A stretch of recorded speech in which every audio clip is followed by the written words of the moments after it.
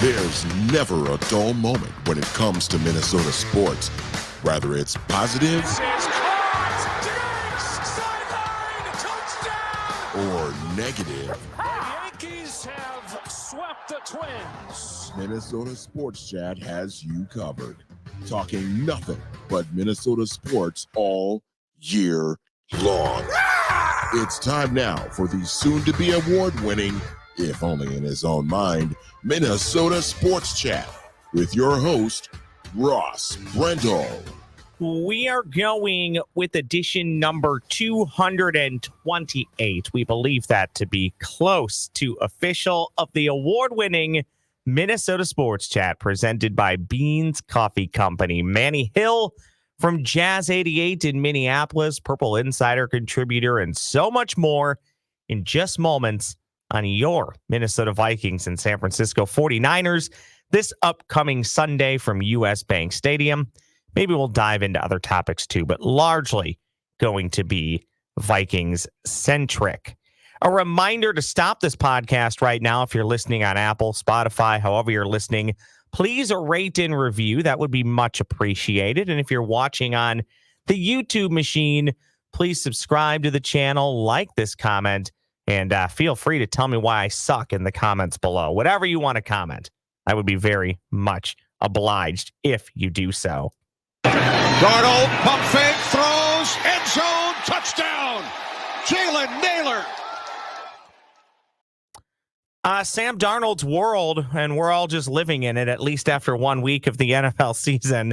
Mr. Manny Hill, that highlight courtesy of Fox Sports with our guy, I almost said Marv Albert, Kenny Albert on the call. Vikings defeat the Giants 28-6 last weekend. They now are in final preparations for the San Francisco 49ers on Sunday. Mr. Manny Hill, Slingin' Sam. How you feeling about Sam Darnold after one official week in a Minnesota Vikings uniform when it comes to games that count? Feeling pretty good about him. I think that going into this season, I think a lot of people felt like he was going to be the starter. Unless JJ McCarthy would have just completely blown him out of the water in camp, which, JJ showed a lot of improvement, and in the preseason game that we saw him playing, he played very well. And then unfortunately he had the injury that put him out for the season. But I was completely on board with bringing in Sam Darnold when they did, on a 1-year deal for $10 million. You figure he's going to be a bridge quarterback. We know the talent is there. That's why he was drafted 3rd overall. He's got the physical tools. It's just largely been, between the ears has kind of been, part of the problem with him. And I think, he's been kind of a turnover machine. But I think you get him in a system like this, a quarterback-friendly system with weapons, a head coach that seems to know what he's doing. I don't know if Sam Darnold's ever really had that in the NFL. Certainly didn't have it with the Jets and didn't have it with Carolina either. I think he's off to a nice start. I thought he played very well.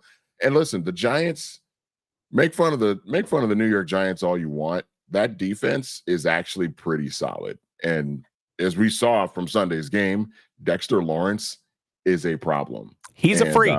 He's a freak in a good way. Yeah, absolutely. And Ed Ingram had a very, very tough afternoon. I don't know if you saw his PFF grades from Sunday. They were not good. And sadly, Manny, I feel like that's something the Vikings will fight off and on throughout the year. At this point, most of the guys on that offensive line, they're known commodities, whether that be good or bad. You kind of know what you're going to get. We've known this for a long time with Garrett Bradbury, that Garrett is definitely a starting center in the NFL, but he has deficiencies. And, that's what good offensive lines will do, though, Manny. They're either great all across the board, or the ones that can rise up and be pretty good can make up for their line mates' deficiencies. And I think that that's probably what the Minnesota Vikings are hoping for, specifically with your guy. I'll call him your guy, Ed Ingram. On Sam Darnold, here's what intrigues me the most. You alluded to some of it. The 1-year deal is perfect. It was always going to be a 1-year deal. The only scenario in which Sam Darnold is starting for the Minnesota Vikings next year would probably be a Super Bowl appearance. It might even have to be winning a Super Bowl to be back as the starting quarterback for the Minnesota Vikings next year. I don't even think it would be that, to be honest with you. And it might not be, because you invested a high first-round pick in a quarterback, and at some point you need to see what he's got. And I think all signs obviously point to it is J.J. McCarthy's team next year. The human element, though, Manny, you want to cheer for most guys. If you feel like they're good people, maybe they haven't always been in the best situation. You alluded to it. Jets, awful situation. You go from the Jets to the Carolina Panthers. At the time, maybe still currently, not much of a better situation. Maybe just an infinite amount more of a better situation than the Jets would be the Carolina Panthers. Then you wind up for a year, maybe a good reset year. Be a backup for a good San Francisco team. Yep. Play with Kyle Shanahan. Learn a little bit. And now you come to the Minnesota Vikings. I wouldn't put them at the San Francisco 49ers level, but I would say this is a functional, competent franchise. You can make jokes about not winning Super Bowls, which is fine. We all make them. I make them very often on this podcast, as you know, Manny Hill, and disappointing us in big games. But one of the reasons why we can poke fun at them for that is they are so often always in position to at least be a functional, pretty good team. And I think this is the first time, albeit for only a year, that Sam Darnold has had that, and other people have made the comparison. I'm not the first to do this. This has a chance for Sam Darnold to be very Baker Mayfield-like. Now, Baker Mayfield got a nice little contract with the same team that he played for last year. That won't happen to Sam Darnold, but if Sam Darnold has a nice year this year, a nice functional year where he plays all 17 games and puts up decent numbers, Manny, this is a quarterback-starved league. Somebody is going to give him a nice little contract, and it will be his fifth team. And I think we're all cheering for that. I would love for that opportunity to happen for Sam Darnold, because if that happens, Manny, that probably means the Minnesota Vikings had a borderline playoff season or a playoff season. And that would be really fun. I've said for the longest time now about this season, Manny, even before J.J. McCarthy got injured, every time the Vikings win a game like they did this past Sunday, I'm going to go, that's cool. That was fun. They won. Yeah. Anytime they lose, I'm going to go, whatever. As long as the plan's in place, it seems like players are progressing. You're not seeing many glaring signs of, do we have the wrong head coach? Do we have wrong players at other positions? This season is a transition year. And again, you can make the case, Manny, I'd love to be 12-5, but being 5-12 might be better for the long term. So really, really long roundabout way of saying, just enjoy the season. Cheer for Sam Darnold. It's what Matthew Collar and I were talking about last night when we were doing Purple Insider. Is just, this is kind of a year where I think you have to kind of taper your expectations from the standpoint of, if you're thinking that this team is going to go to the Super Bowl this year, you're going to be extremely disappointed, because they're just not going to, that's not going to happen. And that's okay, because like you said, this is a transition year. So I think what you have to look at, and look, McCarthy getting injured and being out for the year, that was a little bit of a buzzkill, because there was a thought, I think, by myself, maybe you, a lot of fans, that, okay, well, if you put Sam Darnold in and he doesn't play well, you can pull the plug on that and put J.J. McCarthy in and really see what the kid has to start out. That's not going to happen, but I think there is still a lot to look forward to with this season, even though this is probably not a great team that's going to win a championship, but it's a team that I think can be very competitive. They've got a lot of really good players. And look, I think Sam Darnold having a good year and going off and getting paid by somebody else, I think that bodes extremely well for the head coach. And I think that can assure fans that, you've got an operation here that these guys know what they're doing, and I think it will make people feel pretty good about the future and where it's headed. I think people were already kind of optimistic about J.J. McCarthy's future just based off of the one preseason game that we saw him play in. But I think you just have to root for a team to just have a good season, be competitive in all of these games, find a way to sneak in the playoffs, and then whatever happens with that is just you're just kind of playing with house money at that point. Well, and I'm looking at other things this year. How does Dallas Turner develop and how does his game grow? We already saw a sack in week 1. He looks every bit the part. Everybody knew that going in, but you'd like to see it. What does it look like? The nice thing about Dallas Turner, too, and Collar and I talked about this, he's in a situation with all the other edge rushers that they have with Grenard and Van Ginkel.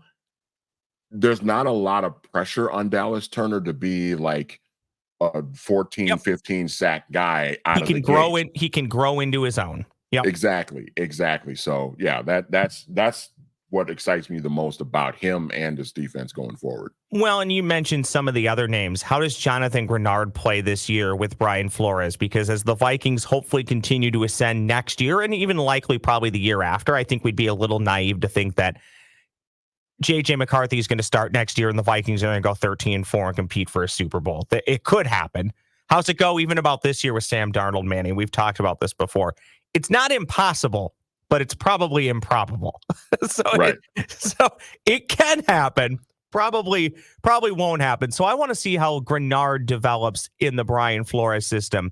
Van Ginkel, we already saw a nice effort, performance out of him in week 1. That dude's a monster, man. Dude is a monster. He's going to really, in great Miami. Great hair, Manny. Fantastic hair. Yeah. That guy, he was a playmaker on Miami's defense for a long time.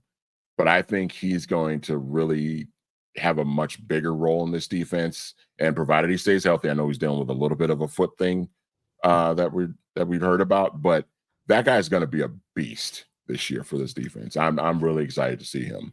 And let's not forget, Manny, Gopher great, Gopher legend, Blake Cashman. I'm hoping that works out well because it's kind of interesting. I don't know why I think about weird things all the time, Manny. You know that. One of the weird things I think about in Blake Cashman's situation is he's still a fairly young player. So he comes home to Minnesota in maybe the early to middle part of his career. It would be kind of fun to watch him play the rest of his career here, but it just seems it's a little weird. He's going to come home to Minnesota and more than likely, Manny, he's going to have another team or two after the Vikings. That is an odd comment out of nowhere, but that stuff just always, I get it. You want to come home and you never know like when the opportunity is going to present itself, but it's kind of crazy, isn't it? The guy comes home, Eden Prairie kid, I believe, University of Minnesota, plays for the Texans. Now he signs with the Vikings. Odds are he's not going to finish his career here. I don't know why. I just always think of that stuff. It's kind of interesting. Do you have anything to say about that random thought out of my brain? No, I mean, I kind of agree with you. I think it's entirely possible because was it a 3-year contract he got or a 2-year contract? What did he get? I can look this up. I believe you're right. I believe it was 3, maybe somewhere. I didn't want to say this until I look it up. This is great. Dead air on a podcast. Real great job, Ross and Manny. Great job. Okay, here we go. Per the Google machine, it is, I would have been close. I was going to say 3 years, $20 million. It is 3 years, $22.5 million. Okay. Including 7.75 and a signing bonus. And he's what? $15 million 28? Guaranteed. Good for him. He's what, 27, 28? Oh, you're really making me work on this Google machine. Let's check this out. Here we go. Great podcasting today. Blake Cashman, age 28. Good job, Manny. I never should have doubted you. Well, because him is like him, and I think Carter Coughlin, who's with the Giants, another former Gopher, right around. I think they were both like right around the same age. Blake might be like a year older, maybe. But yeah, that was you think about it, that was a pretty good run of Gopher linebackers there. That sort of mid 20 teens era. Yeah. I really have, and I'll throw this out there for anybody just finding Minnesota Sports Chat or listening to this edition in this feed, whether it be on YouTube, Apple, Spotify, however you're listening or watching. There's a Gophers preview and review edition with Daniel House where I talk Gopher football once a week. You can hear that. We review the big win over Rhode Island and prepare for Nevada championship season, Manny Hill. But I kind of have, and maybe we'll transition into this for the final few minutes. Gopher football, I don't really know how to view it this year. I think I wouldn't say that I'm apathetic. I'm just very neutral, and I get that that's kind of an indictment on the head coach, and I'm not calling for the head coach's head. I will never do that after 1 week of a season, or now 2 weeks. You know me, Manny. I'm a big let the season play out. Let's see where we are at the end of the year. But I'm just very kind of like the Vikings, but for different reasons. I've went into this season. I said at the beginning of the year, I think I told Daniel House best scenario they could win 7. I think they might win 6. Also, wouldn't surprise me if they won 3 or 4 games. Every Gopher football game this year, Manny, is just, oh, they won, great. Oh, they lost. Well, that's kind of to be expected. I'll talk about this again with you. I don't know what we learned from Rhode Island other than it's nice to do what you're supposed to do, beat a team comfortably that you should. So I'll give them that. Cool uniforms, Rhode Island. Oh, I was actually a lot of times these FCS teams roll through here with the most bland uniforms you'll ever see. I thought those were nice. I'll definitely give them credit for that. What I didn't like, and I'll still go back to this, and I know it was the first game of the season, so I don't want to overreact to it. But that first game of the season looked like every loss the Gophers had last year. Poor game management, poor timeout management, lack of aggressiveness, settling for field goals when you could be going for touchdowns.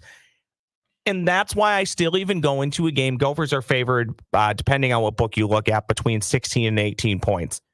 It's really hard for me to believe that the way the Gophers run offense, they can cover a spread against a D1 football team like Nevada, who they should beat. But it's hard for me to believe that I would never put money on the Gophers winning by 3 touchdowns against almost any Division I college football team, because the offense just does not allow for them to do such things. And it's kind of been like this really ever since the wide receiver duo of Tyler Johnson and Rashad Bateman left. And I know Bateman came back for one more year after that great 2019 season, but this is what PJ's eighth year at the helm. Year 8, you could make the argument with year 0. It's actually year 7. Yeah. Thank you. But very well played. But outside of 2018 and 2019, I mean, 2019 was a really good year, obviously. An all around really good football team in 2019. But, in 2018 was a good year offensively. They had the struggles defensively early on and made the change with the coordinator and got better and finished that season strong. So you're looking at 2018 and 2019 as really the only seasons during PJ's tenure where you looked at the offense and was like, okay, yeah, that's a good, really strong, formidable offense that can compete with just about anybody in the country. You really have not seen that since then. I mean, every year it's just been, even with Tanner Morgan coming back for a couple, for it seemed like 9 years of eligibility for Tanner Morgan, the offense was just never really good after Rashad Bateman was gone. And I don't know, man, you just kind of wonder, like, after a while, again, you and I, we're in lockstep on how we feel about this program and the expectations and what fair expectations should be. But to me, it just feels like 8 years into this thing, it's got to be a little bit better than this, right? Like, it feels. I'm just talking about the offense right now. I'm just talking about like the overall like growth and evolution of what we've seen with this offense. If you don't have the talent, I get it, but you brought in Max Brosmer because the thought was that he was going to be a competent quarterback that can push the ball down the field, and we're just not really seeing that. And I'm not sure he's even really all that good, to be honest with you. Yeah, well, don't say that on Twitter. Random people from Fox 9 will come after you. I'm just telling you that from experience, Manny Hill. By the way, shout out to Jeff Wald. I still owe you an invite, and I truly do mean this. I love differing of opinions, and that's okay if you come after me on Twitter or social media. I absolutely don't care. For the most part, I don't think how people are on Twitter is actually how they are in real life, so I'm never going to hold anybody to that. But yeah, the Brosmer thing's interesting. I want to get back to that, but I can tell you one thing that's very interesting to me is my morning cup of beans coffee company, who proudly supports Minnesota Sports Chat. They truly do have a blend and roast for any palate, light, medium, or dark. They have it all in many flavors. Beans Coffee Company, they can help get you going in the morning. They'll keep you going all day long with simply the best small batch roasted coffee around. Beans Coffee is roasted in Mankato, Minnesota by Minnesota sports fans. They're cheering on the same teams that we do. Beans Coffee Company will ship for free on all orders of $35 or more. Got a little bit of a discount for you, too. Use the promo code SportsChat. That is SportsChat to save at checkout at coffeebybeans.com. That is coffeebybeans.com. The Brosmer thing, I want to give it time. I was not impressed at all in week one. Could just be jitters stepping up. We could look at the end of the year stepping up in competition for Max Brosmer, going up a level of college football. You could look at the North Carolina game in the long run, Manny, if this team wins 6 or 7 games, and say that was a good thing. And I'm choosing to think in my mind that maybe playing North Carolina week one, although I don't believe they're going to be a very good team. Even with Max Johnson, I don't think that North Carolina team was going to win more than 6, 7 games. I think they're going to struggle to do that now without him. But I do think just the speed of the game that night was definitely different, not something that he was used to. But he missed open receivers, which you can't do in the Big Ten. And then I commented early on in the Rhode Island game, Manny, I said the same thing on the X machine. I said, boy, I'm not sure he's going to be really good. Well, the comeback to that was, well, he's 10 for 13. He has over 100 passing yards, and 1 or 2 of them have been drops. Well, okay, I'm not saying he can't be functional, but what I'm saying is in the Big Ten, you can't miss a 65-yard wide open walk-in touchdown if you hit a receiver in stride. You also, when you're rolling out, can't short hop a wide receiver who's standing all by himself 6 yards downfield. Those things just can't happen. I'm not hanging him out to dry for that. I'm just saying if you see a lot of that in Big Ten play, you're not going to win many games. And I hope that that's not the case. I hope the Gophers can steamroll through Nevada. I have jokingly said this for a few weeks now. I don't know why, Manny. I don't know how, but the Gophers are going to beat Iowa. And my only rationale for that is the Gophers lost plenty of games to Iowa that they should have won. And I just feel like in some way, shape, or form, they're going to beat Iowa again. And Kirk Ferentz is going to suffer another horrible loss to a rival, which is going to end in his forcing out or retirement in Iowa City at the end of the year, because the Iowa City faithful won't take too kindly to losing to Iowa State, losing to Minnesota, and I believe they do play Nebraska at some point this year. And that's another thing for another conversation. The moment Nebraska hired Matt Rule, I knew that was going to work out. And I know we're only in early part of season 2, but that's going to work out. At some point, Nebraska is going to be a problem for the rest of the Big Ten. Well, what's interesting about I really that rambled and went everywhere there, Manny. So you just do your best with that. Do your best with whatever I gave you. Well, to your Matt Rule point, you and I have talked off the air a lot about Matt Rule, and I mean Matt Rule is a terrible head coach in the NFL. The Carolina thing was a disaster, and I ripped him quite a bit for that because I don't think he ever really took any accountability for what was going on there. The year he had Teddy Bridgewater at quarterback, he threw Teddy under the bus a lot.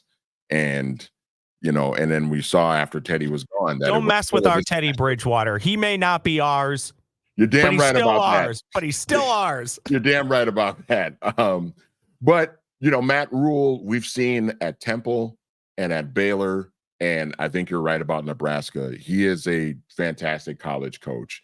And, some of these guys just are really good college coaches, and they need to stay as college coaches. But yeah, Nebraska is going to be really good. I think what's going to be interesting about them is, if he's winning 8-9 games every year, I mean, because college football is different now. Like it's really hard to just go on a run of, unless you're Alabama or, Clemson for a stretch, it's really hard, or, Georgia right now. It's hard to win 10, 11, 12 games consistently every single year. So Matt Rule, I think, is going to be really successful at Nebraska, but it's like if they're going 9-3, 3-4 years in a row, is that fan base going to get restless again and try to run him out like they did with Bo Pelini and Frank Solich in the past? And I hope, for their sake, I hope not, because I do think Matt Rule is a really good college coach.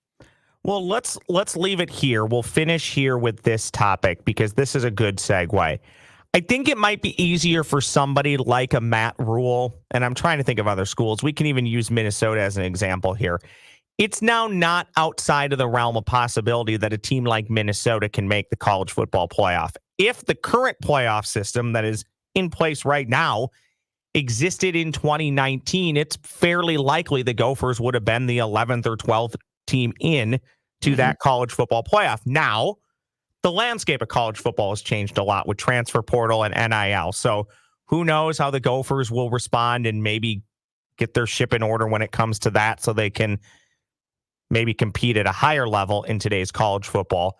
But what I'm saying is you might not have to win 11 games a season anymore to keep your fan base happy as long as you're appearing in the new college football playoff. Now, this is where we'll leave it, Manny, because I think you and I are kind of in lockstep on this. I think 12 teams is entirely too many. I think there's still a division between the have and the have-nots in college football, which, again, is another separate conversation of how you fix that. And I'm not saying that the 11th team in can't end up winning the championship. So, yes, it could happen. But you're still going to roll into these playoffs and you're going to look at the, 6 of the teams and say, wow, they are dramatically better than the other 6 teams here. So I don't know how 12 teams really fixes the problem. And what it does is it opens up Pandora's box to teams 13 and 14 saying, well, we should be in. And then all of a sudden you're up to a 16-team playoff. And then teams 17 and 18 say, well, we're better than 15 and 16. Why weren't we in? And then you have a 32-team playoff, which I get could be fun, but it's still going to be one of the same 7 teams that wins it every year. So what are you really accomplishing in that format? Yeah, well, and the thing of it is you get your 4, let's just say more likely than not, it's going to be the Power 4 conferences. Those champions are going to get the first round bye because they're going to be ranked in the top 4.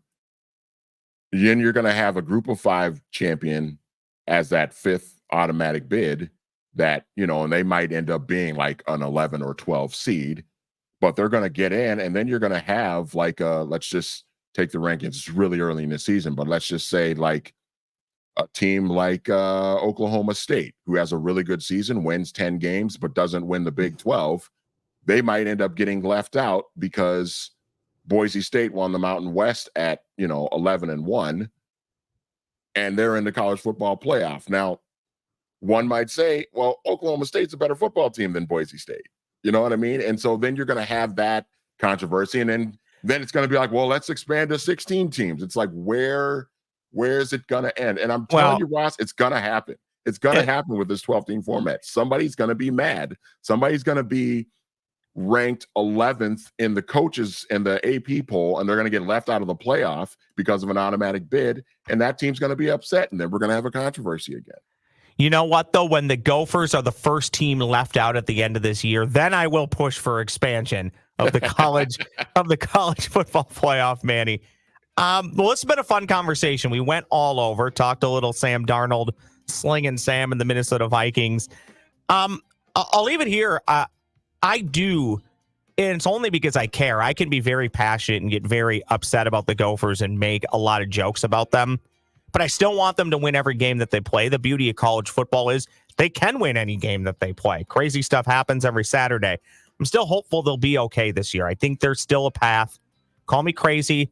There's still a path to 6, maybe 7 wins, but you got to win all the toss-up games. And when has that happened in the last 5 years of Gopher football? That's why I tend to lean it's going to be closer to 4, but I'm hoping to be wrong. Manny, ton of fun as always. Thank you for fulfilling the Manny quota. I know you're super busy at work.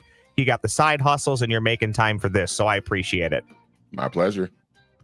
That is Mr. Manny Hill. Remind me, what is the handle on the X machine? Manny Hill MN, Manny Hill 84. Manny Hill 84. 84 on the X machine. I am at the Ross Brendel on that same X/Twitter machine. Don't forget to like, comment, subscribe on YouTube, whatever you want to do to help out the pod. I appreciate it. Also, rate and review if you're listening on Apple and Spotify. I will be back early next week with another Gopher review and preview edition with Daniel House.